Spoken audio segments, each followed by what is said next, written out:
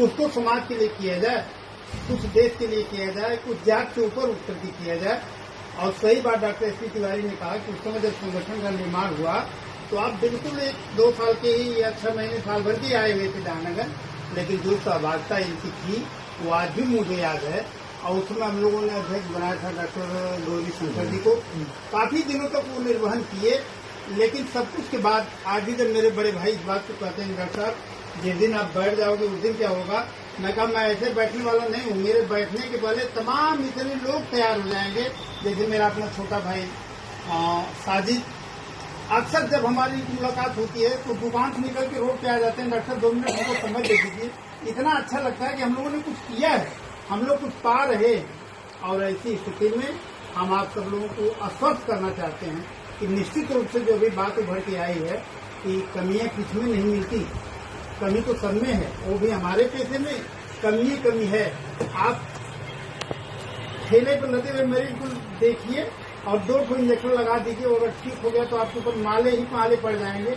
लेकिन चलते फिरते आदमी को अगर जुकाम की दवा दे दिए, दवा काम नहीं की तो फिर गालियों का अंबार मिलता ही है।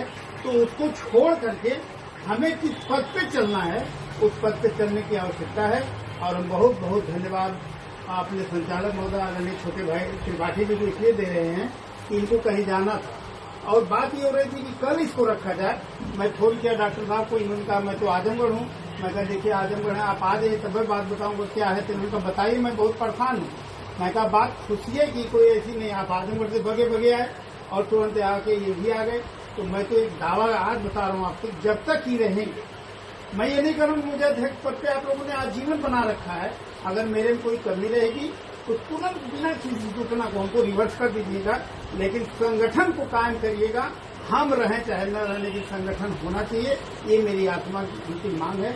और खास करके मैं आज इसलिए प्रसन्न हूँ कि आदरणीय तिवारी जी की जो विशेषता है सो ही है, लेकिन हम लोगों के पीछे जो परिपेक्ष है, जो हाथ में छाया है, वो छाया है माता जी की। माता जी आप सामने है तो ये मेरा कार्यक्रम छोटा है या बड़ा है?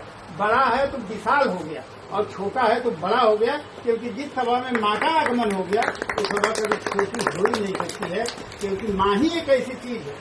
एक चीज आप लोगों के सामने बस 1 मिनट में रख दूं त्रिपाठी जी, माँ एक ऐसी चीज है कि माँ अपने बेटे से कहती है कि बेटा तुम एक काम करो, तुम जहाँ भी रहोगे मैं तुम्हें किसी न किसी रूप में साथी दिन मिलता रहूंगा।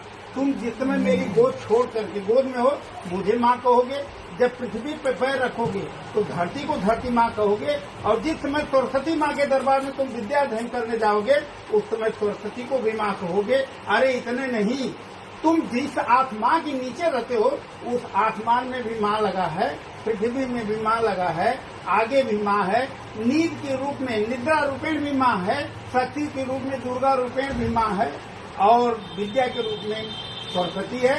इसलिए हम ऐसे माँ के चरणों में बार बार वंदन करते हुए अपने वाणी को विराम। जय हिंद, जय भारत।